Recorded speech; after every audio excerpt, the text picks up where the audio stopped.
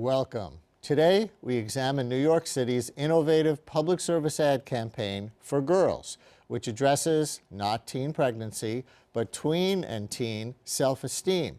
We'll hear from a couple of Brooklyn teens who know what it's like growing up girl in New York nowadays. Also on today's program, the first Mexican-American is headed to City Council. We'll meet Carlos Menchaca from Brooklyn and draw a portrait of the burgeoning Mexican community. All this plus our regular segment, Public Intellectual, where we look at new research that can change our thinking and public policy. This week, a new study of the Iraqi war dead. Many times, some past estimates. First, girl talk. You might have seen the posters on buses or in the subways proclaiming, "I'm a girl, I'm beautiful the way I am." The message is the brainchild of Samantha Levine, director of the New York City Girls Project and a deputy press secretary in the mayor's office. Welcome. Thanks for having me. So this positive affirmation is different from what we usually see, I think, in the subways and elsewhere aimed at teens and tweens in New York City. For example, we'll put a poster on the screen that is another of the recent teen pregnancy campaigns. This is more of the typical cautionary or shaming tale. "I'm twice as likely not to graduate high school because you had me as a teen," says the aggrieved child. So, which is the proper role, or are they both? I think depending upon the message that you're trying to send, you're going to take a different tone. For the teen pregnancy prevention campaign, the city was trying to highlight the consequences of becoming a teen parent, and that is the tone that the campaign took. For the Girls Self-Esteem campaign, we are trying to send the message to girls that who you are and what you do is more important than what you look like. And so the tone that we chose in that campaign is an empowering, positive one. And what are you getting at? As we get ready to put one of these on the screen, we'll see 3 or 4 of these images from the current campaign. And there's one. Talk about this. So we found that girls as young as 6, 7, 8 are struggling with body image and self-esteem issues. They are refusing dessert because they think that they look fat. Girls as young as 7 are having plastic surgery because they are being bullied about their appearance. And there are real health consequences to poor body image and poor self-esteem. Obesity, eating disorders, alcohol use, smoking, early teen pregnancy, teen sex. And so there was a real reason for the city to become involved in trying to prevent the consequences that are associated with poor body image and poor self-esteem. So we decided that it made sense to try to do 2 things with a campaign. The first is to put out the message to girls that who they are and what they do is where their value comes from. And we see that with the adjectives that we've chosen: friendly, smart, curious, brave. And then we also included in there the message, "I'm beautiful the way I am," because we wanted to expand the definition of what is beautiful beyond the narrow, unhealthy ideal that girls are confronted with day to day. And why the word beautiful in the first place? A lot of people like this campaign, but what pushback I've heard is putting such a focus on the word beautiful. Even if you're trying to correct or expand the notion of what is beautiful, it's still about females and how they look rather than other core strengths. We made a very conscious decision to use the word beautiful because only 2% of women in the world identify as beautiful. And we thought that it was important to help girls feel that they themselves are beautiful, to put out their images of girls with curly hair, with glasses, with braces, so that when girls are riding the subway or walking down the streets and they see images of girls who look like them with the words beneath it, "I'm beautiful the way I am," every little girl will internalize that and say to herself, "Wait a second, I am beautiful the way I am. I don't need to look like this images that I see on magazines or in TV shows." Let's put up another one of these posters. And I want to ask you about the fact that most girls in New York City are of color, and many are immigrants or from immigrant families. Are there particular body image and self-esteem issues that you were trying to address in different populations? We tried to ensure that we had a very diverse representation of girls. There are 21 different images that we use, 21 different girls, and we have the full range of, we have a wide range of race and ethnicity. We have varying ranges of ability. We have girls who wear glasses. We have girls who have braces. We have different And in case sizes. people can't see it on their screens, depending on how it's displaying on your TV, this girl is in a wheelchair. Yes. So we wanted to make sure that, you know, most of the girls in New York City would be able to see an image that reflected herself back. Were there things you were trying to avoid, trying hard not to do?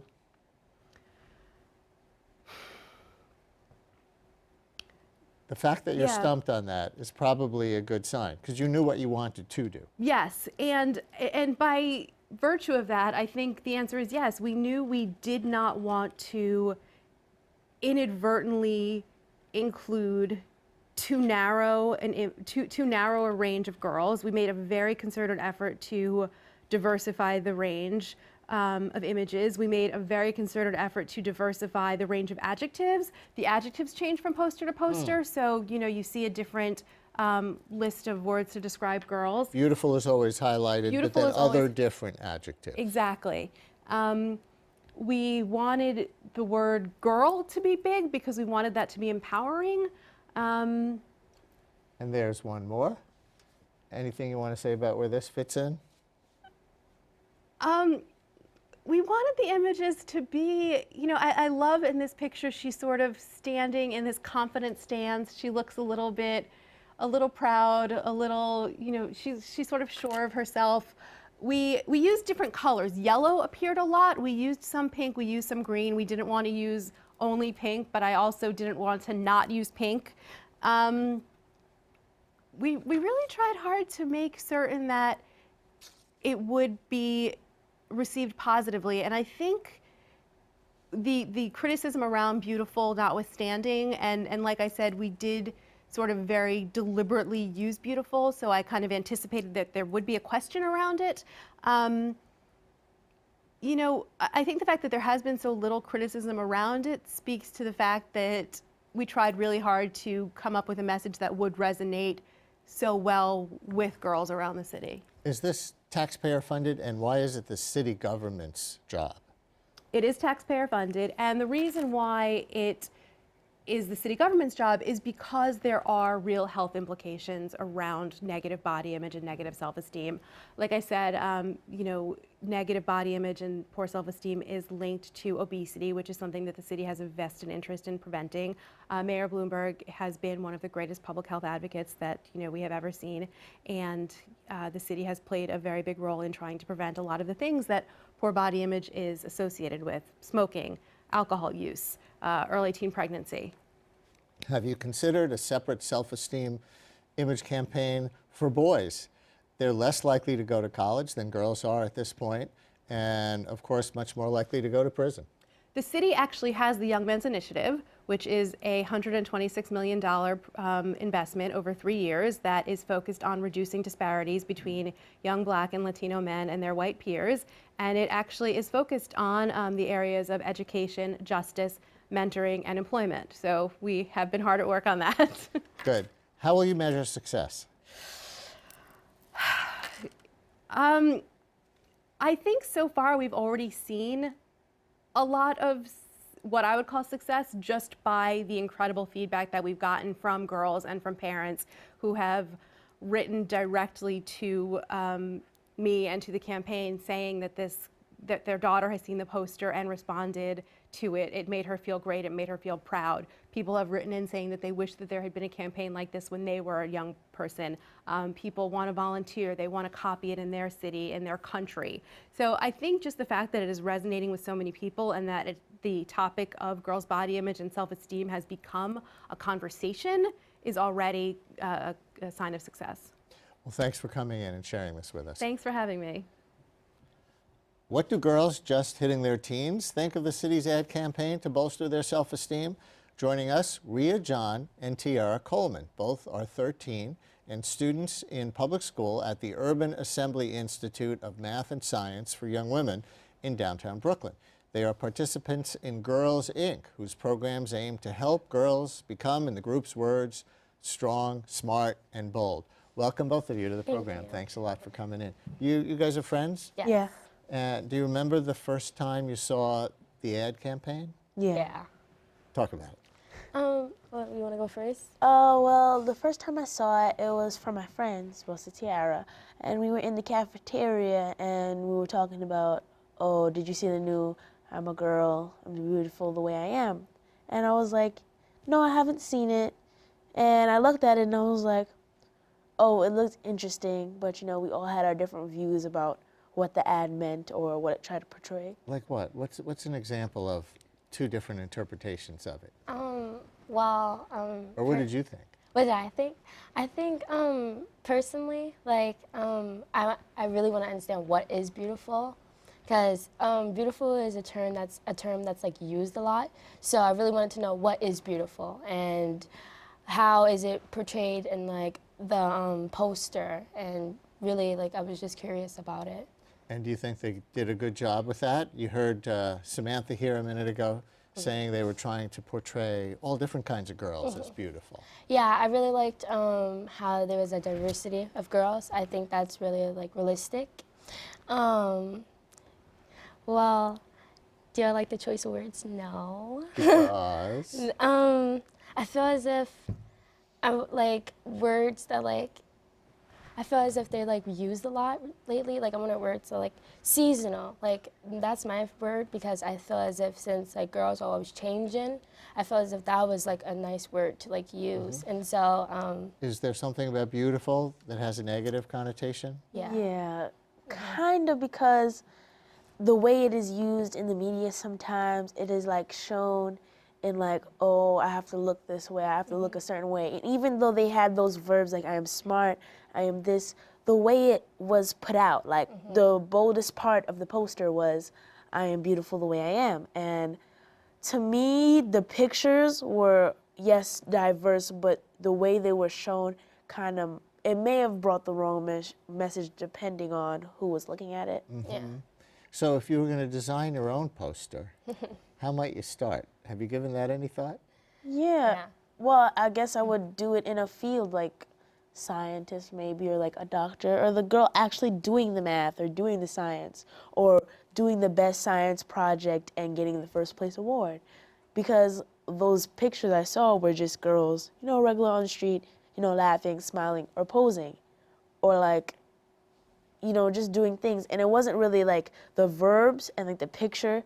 The only part about it that I thought stood out the most was the beautiful part about the, like the, you know, the body image part. Yeah, and since like the poster is really like want to get on the topic of self-esteem, especially like beautiful, I don't think you should use that word, because like if you're focusing on like low self-esteem, girls think like beautiful means physical appearance, and it really like it's just, I feel as if beautiful really like it's really due to like the beholder, and so I felt as if that was just like thrown on her, like, hey, beautiful, and but what does beautiful mean, and how like my perception of beautiful is different from like yours or like everyone else, and so. Someone told me you had an idea to flip the word ugly Yeah. in a poster. What does that mean? Like so ugly is so like it's negative, it's like horrible, and so a bunch of like girls,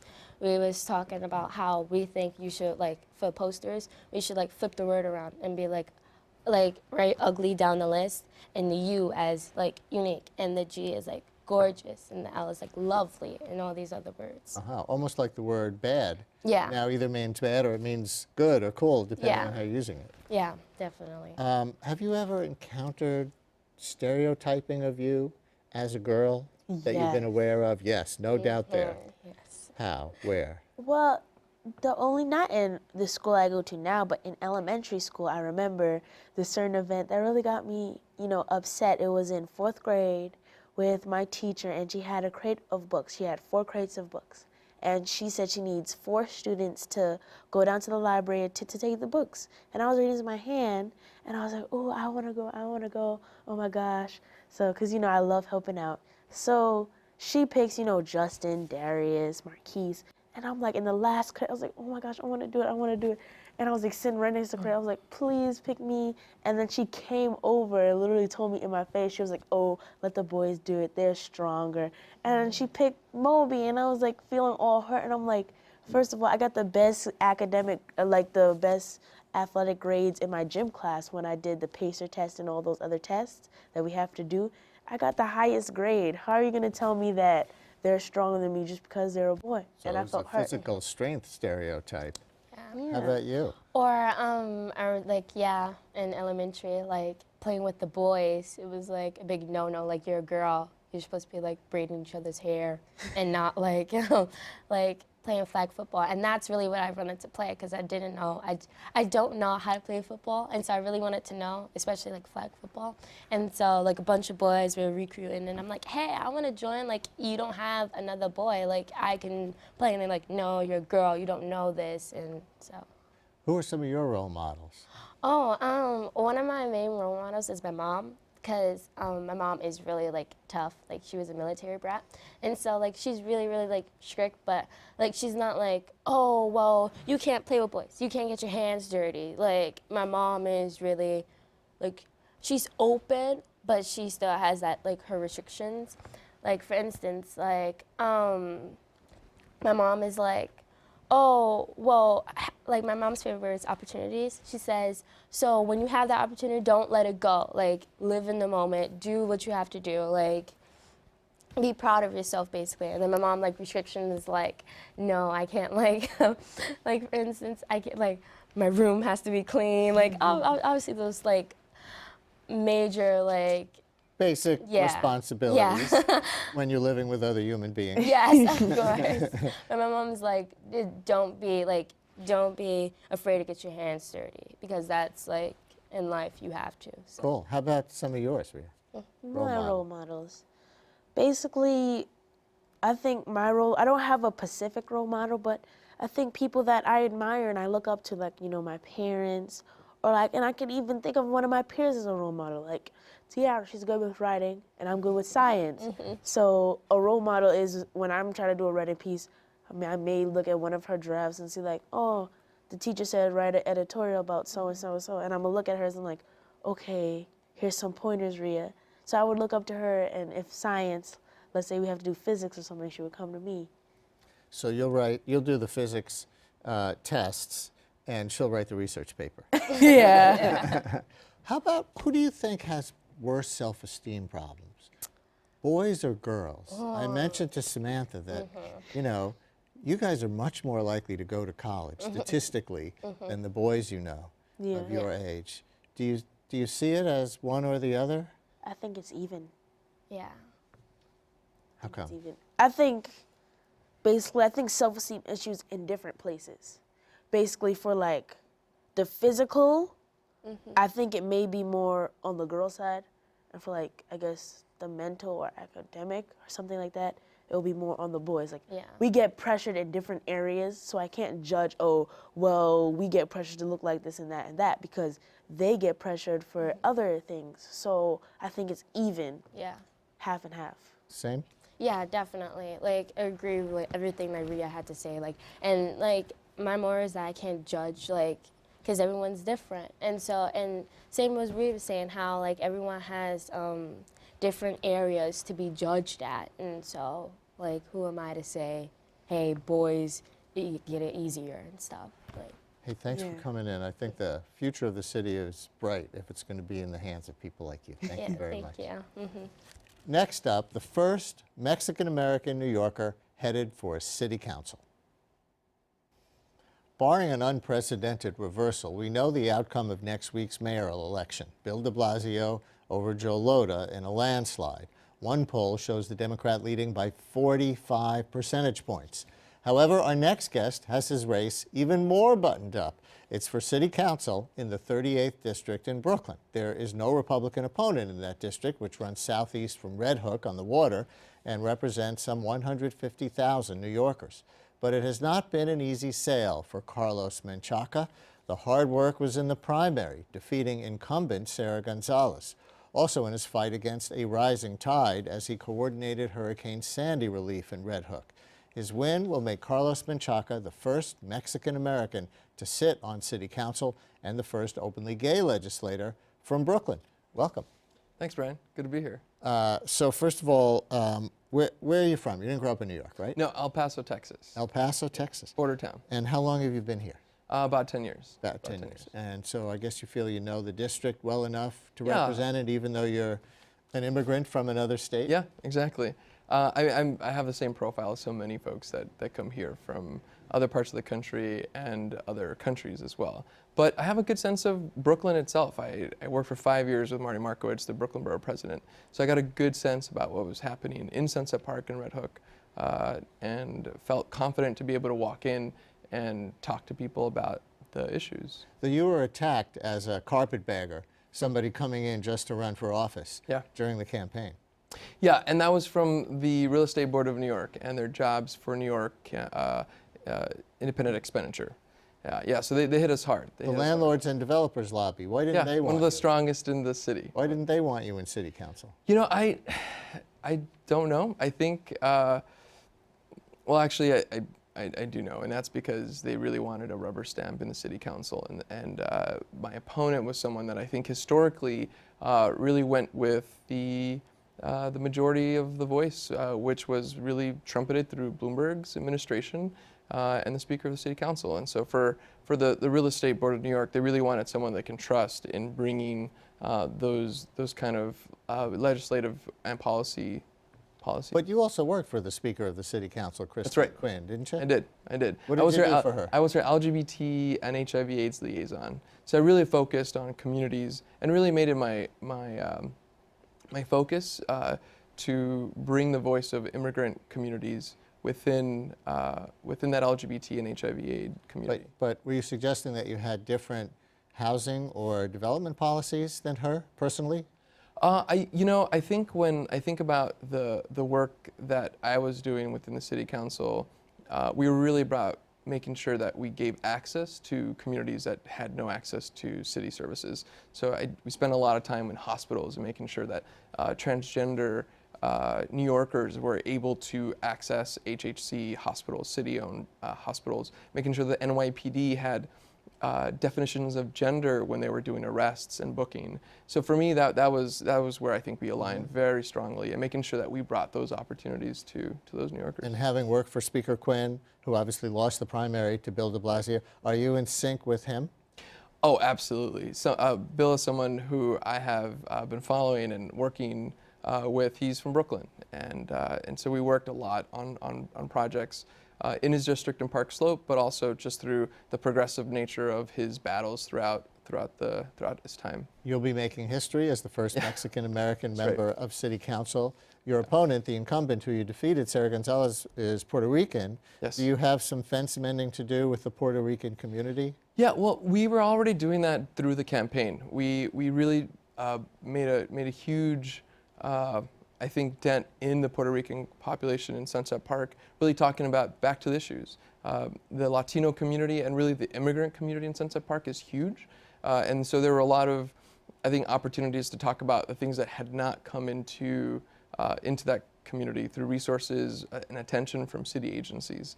So people really wanted just change, period. And I was there, and I was the only one running against her, and so they were listening to that. It's a fast gentrifying area, Sunset Park, right?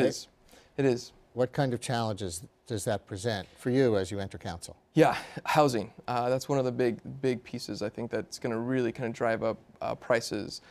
There's conversations really about trying to make sure that we increase affordable housing opportunities, and for developers that see this gentrification wave, they're going to look at the waterfront and see what they've done in Williamsburg, for example, and bring more luxury housing. And that's not something the community will stand for, and neither will I.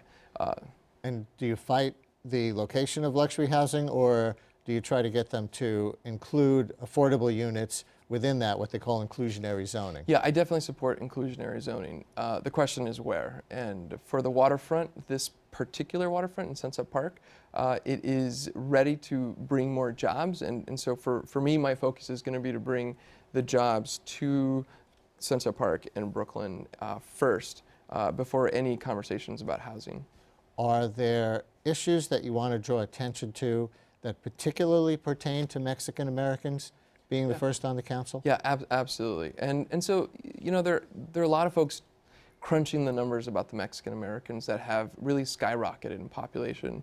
And they bring a very particular kind of need on social services, on language learning opportunities, both from parents and for students in schools that are incredibly overpopulated in Sunset Park.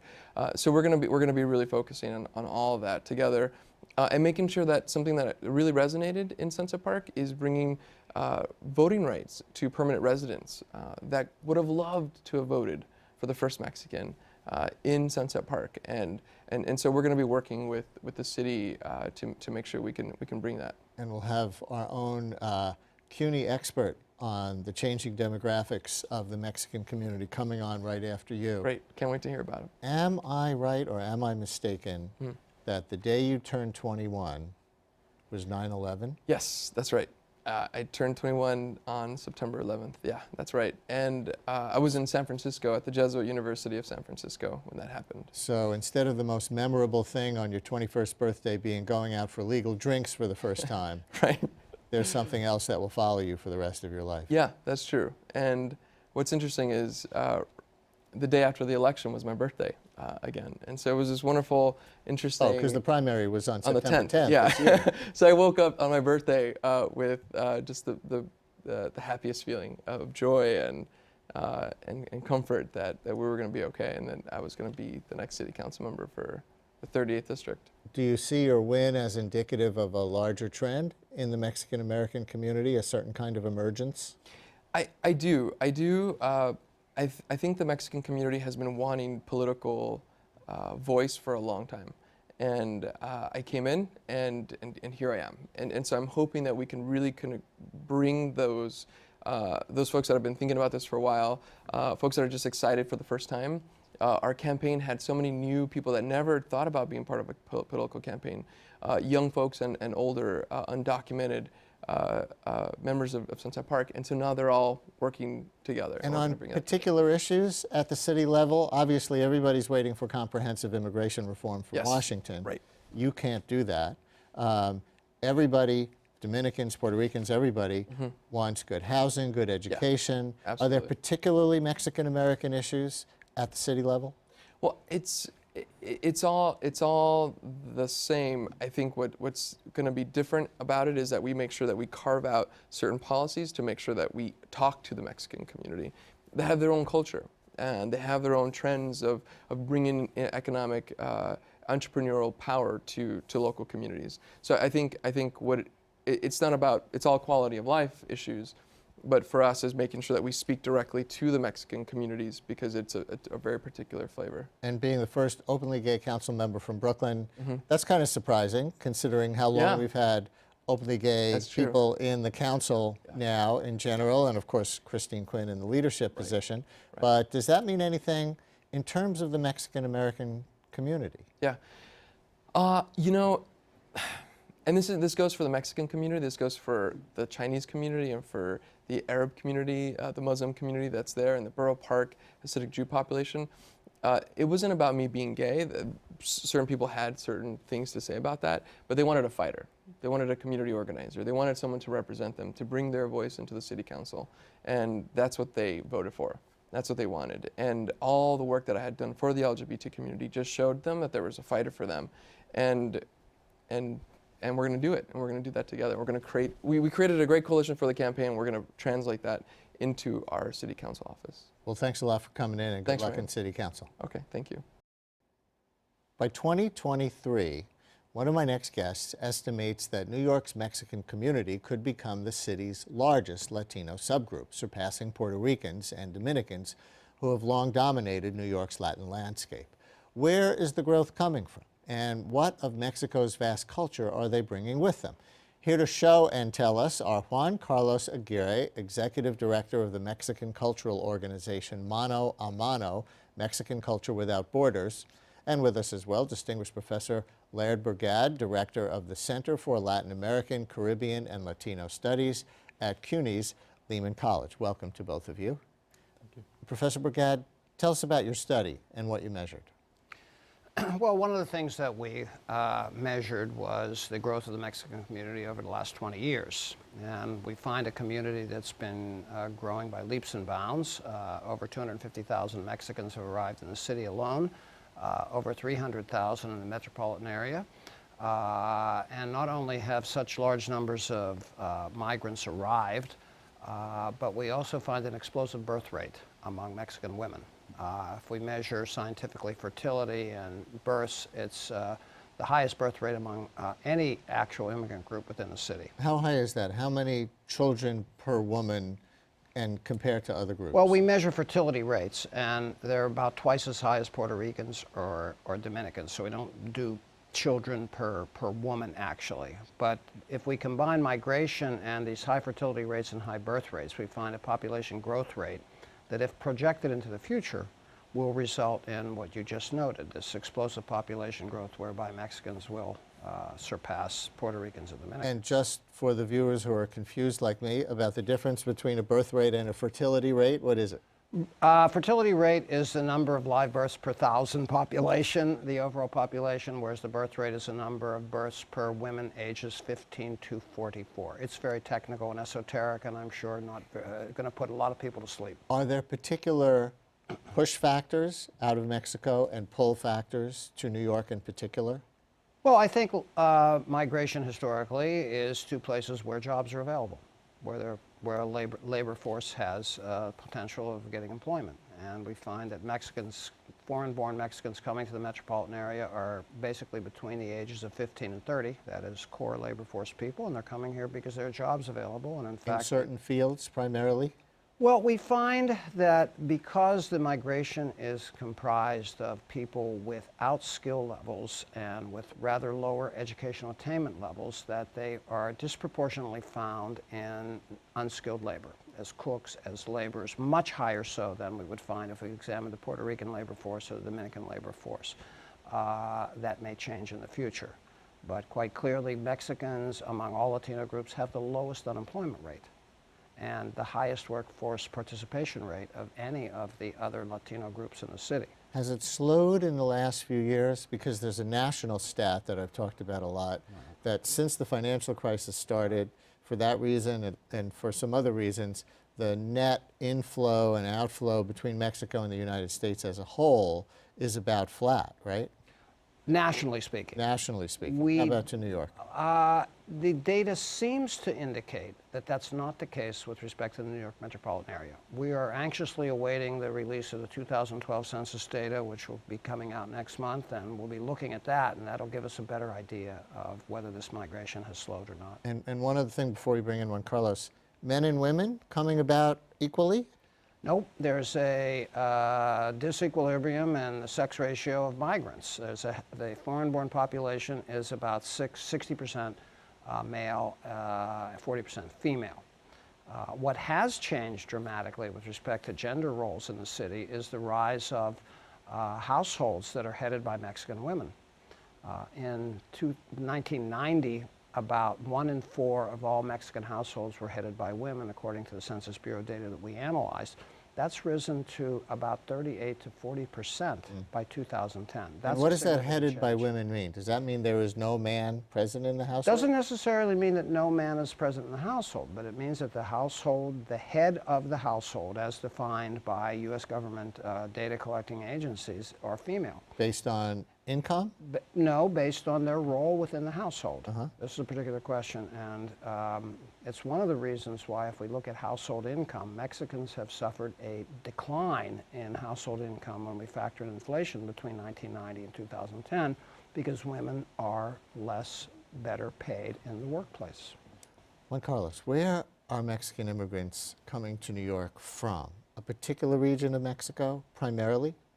Well, I think Puebla is one of the biggest, and then it's followed by Oaxaca and Guerrero, and of course from many others. But those three are.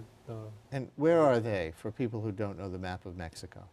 Well, they're in central Mexico, but most people come from very small towns. They don't come from big cities. What's the economy like in those places? Well, it depends. Places that are predominantly indigenous are very poor, and then as you move around within the states, it changes. So it must be a shock for people to come from a rural part of central Mexico to somewhere in the Bronx or Red Hook. Oh, I'm sure it is. People come here, and there are many Mexicans also who don't speak Spanish or speak very little Spanish, and they're speaking indigenous, Native American kinds of tongues. Yes, yes, and our organization we deal with some of those issues where there's interpretation needed for some languages, and we provide that. What percentage of the Mexican adults here today would you say are here illegally?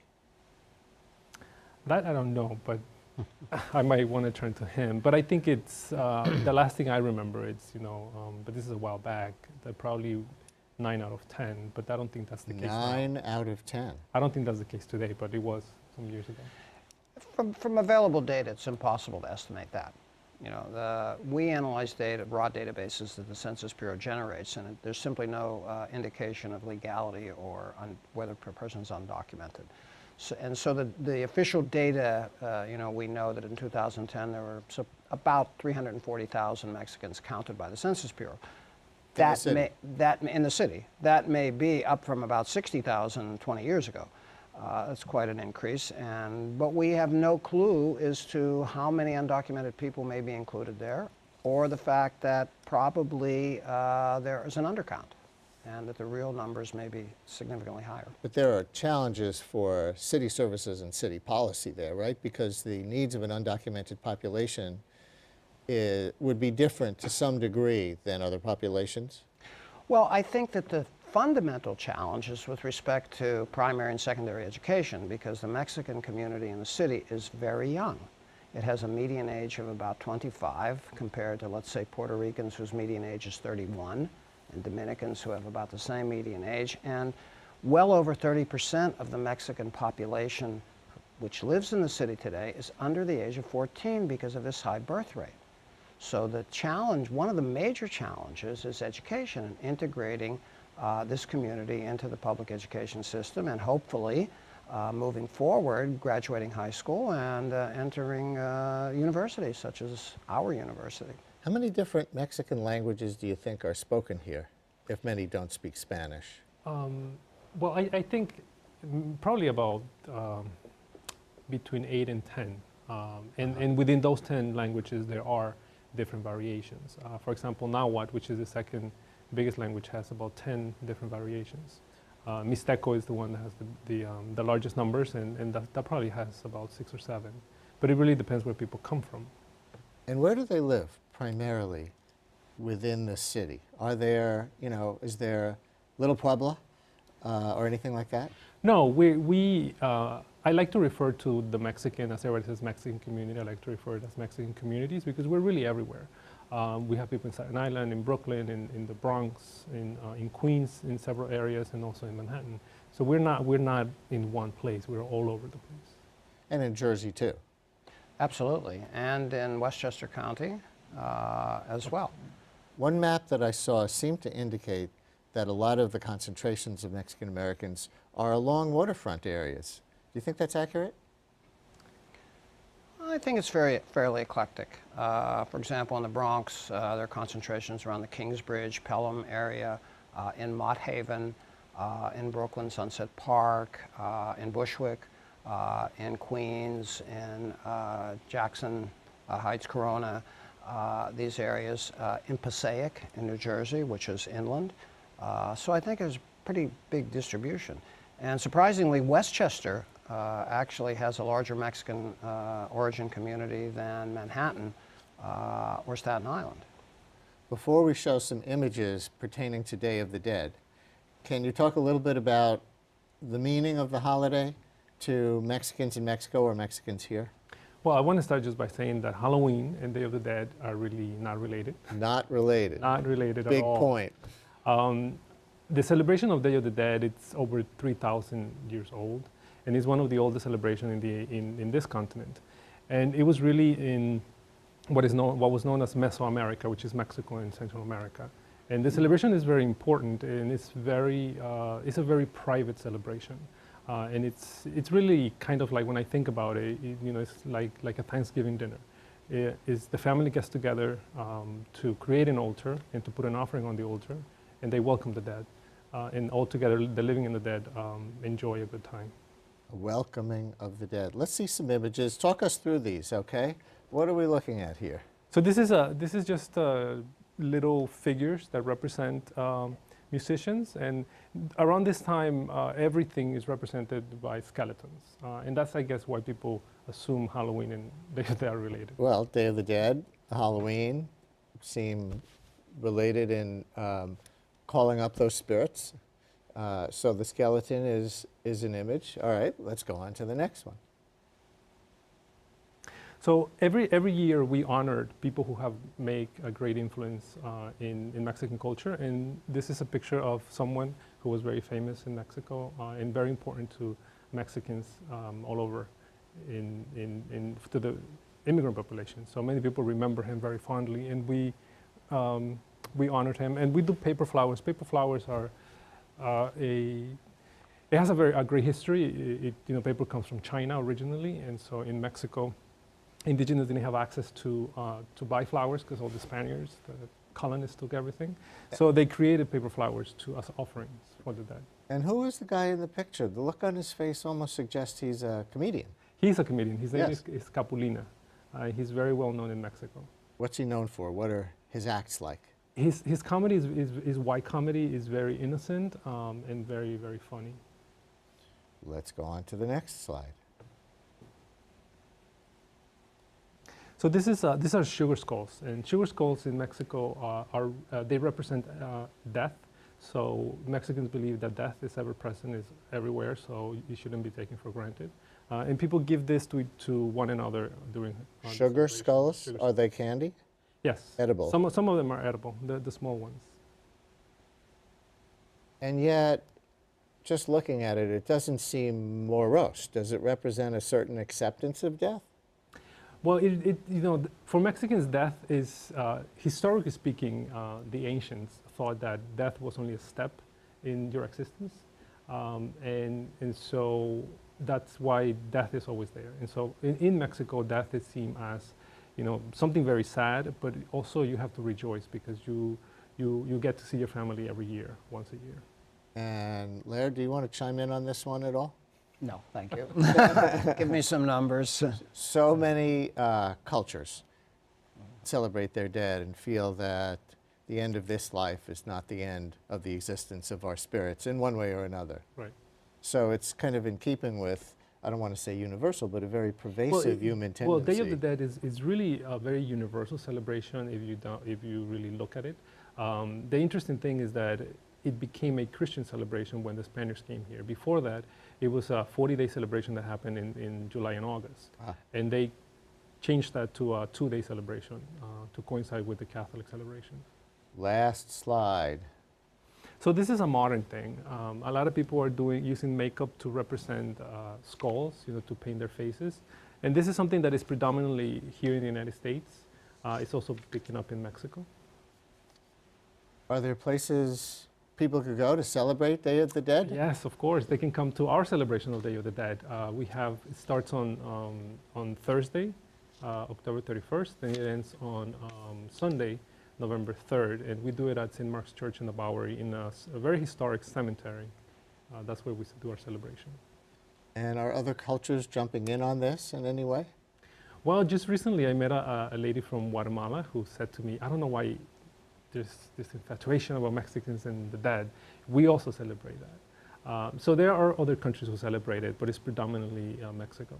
And Laird, to come full circle to where we started with Councilman-elect Menchaca earlier, with the growth in the population that you cited, do you think there are particular policy challenges that whoever's representing Mexican communities, which would obviously not be only the councilman from a Mexican background, should focus on?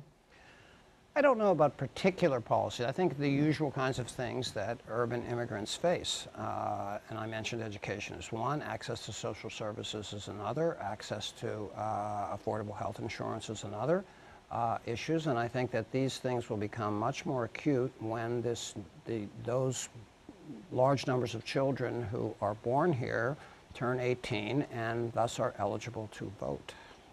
Well, is it appropriate to say Happy Day of the Dead? Yes. Then to both of you, and we will watch the rise of the Mexican population in New York. Thank you both. Thank you.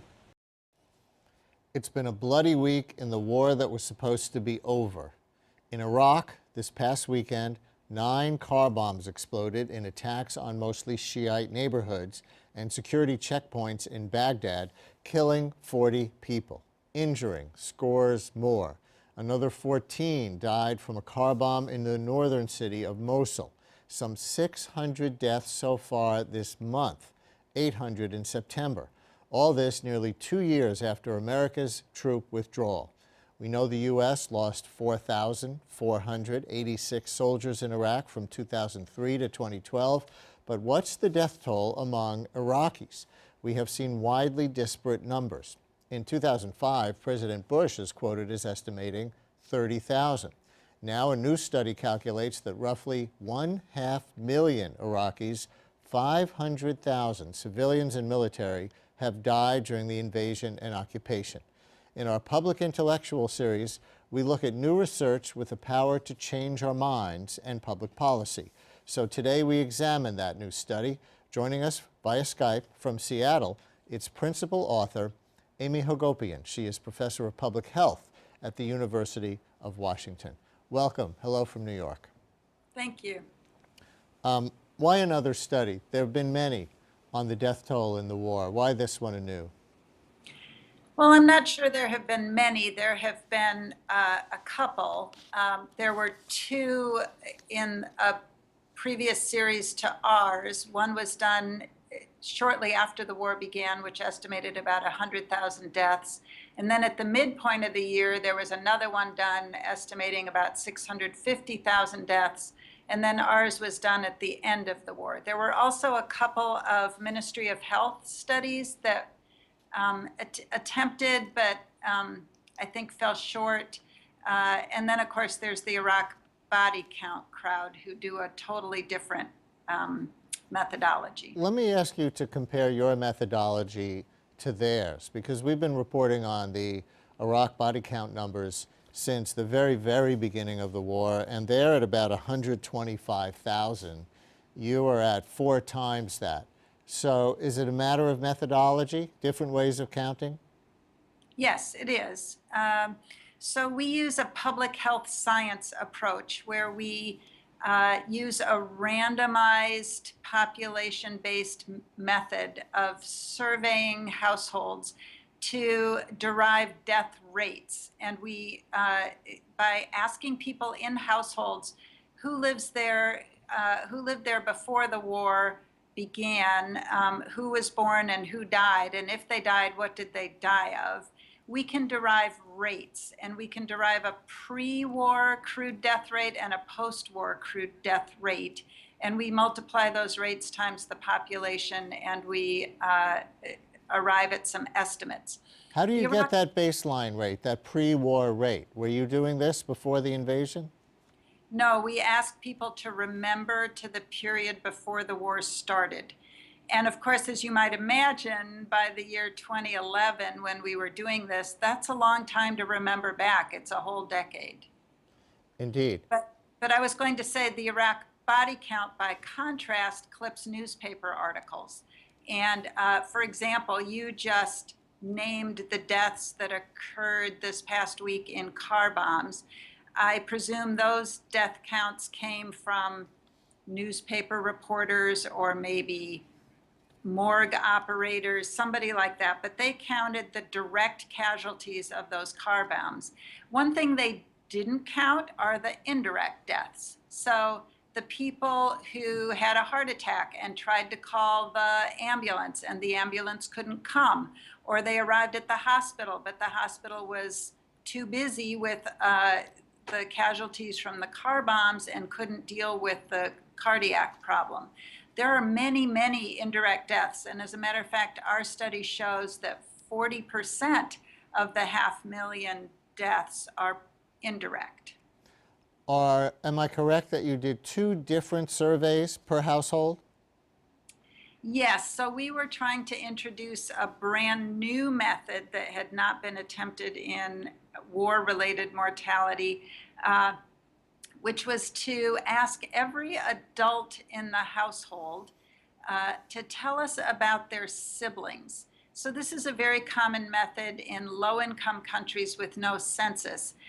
For example, when we talk about the infant mortality rate in Uganda, it's something we only know because of door-to-door surveying.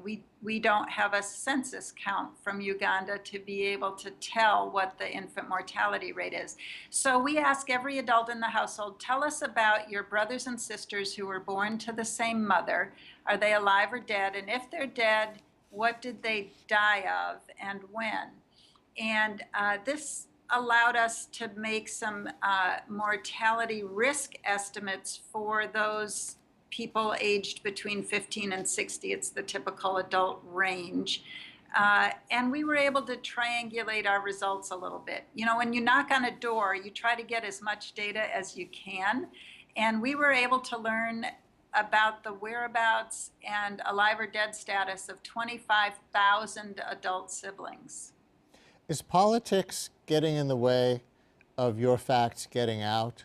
Are people in denial or don't want to hear it for political reasons or might rebut you for political reasons? You know, remarkably, I think the previous 2 studies received much more political pushback than ours is receiving. There are polling data that show the American and British public believe only about 10,000 people died as a result of the war in Iraq, Iraqis, which is, of course, a woeful undercount no matter what method you use. That's 10,000 compared to, if your numbers are right, 500,000. What a whopping disparity. Correct. But it suits the politicians just fine. And you believe that your numbers are actually conservative in certain respects, isn't that right? We do. We have we're certain that our count is low, but we're not quite sure how low. Why, though? Why? Well, one primary reason is because many of the people who might have told us about more deaths have since left the country. Over the course of a very long conflict, the people who had death threats and actual deaths in their households and had any capacity to do so left the country. And so we know they weren't left behind. We made a small adjustment to try to make a conservative estimate about what that might be, but we're pretty sure it's conservative. And everywhere along the line we made conservative assumptions so that we would not be accused of overstating our results. You're a public health professor, but I understand you've also done some work trying to stop recruitment in high schools for the military. So are you kind of a peace activist, and does that color your scientific work? You know, I'm a public health practitioner and scholar. I'm against polio, I'm against car crashes, I'm against tobacco smoke, and I'm against war. And I would say of all of those things, all of which cause or caused a lot of death and morbidity, war is right up there. And yeah, I think as a determinant of health, war is a very serious problem, and we need to get it on the public health map so that we can start working on prevention. And we also need to perfect our methods for measuring death in these situations. You know, our study was done entirely by academic volunteers. There is no National Institutes of Health or Centers for Disease Control funding for this sort of thing, and there ought to be. Who did fund your study? Well, like I said, there were 12 scholars on the author list. None of us were paid. We used frequent flyer miles to go to Iraq. Wow. We did pay the enumerators who went door to door, and that was paid out of a small fund that Johns Hopkins University had for this sort of thing. And there were several universities involved together, right? 4. Yes, one university in Iraq, one in Canada, the University of Washington here in Seattle, and Johns Hopkins in Baltimore. So if people know the scale of death, I mean, here we are talking about numbers, but let's stop and remember, I don't have to remind you, we're talking about 500,000 human beings dead for a cause that even may have been just or not, depending on somebody's point of view. But nonetheless, 500,000 people dead who might not otherwise have died, regardless of what one thought of Saddam Hussein's rule. If word got out, do you think it would change behavior in the future? Either the behavior of the United States government or any other government or populations with respect to going to war? Well, that's our hope, is that people will be much more realistic about anticipating the sequelae of an invasion. You know, these sectarian incidents in Iraq that are occurring now, the car bombs, the Sunni Shia conflict, is something that did not exist in Iraq before our invasion.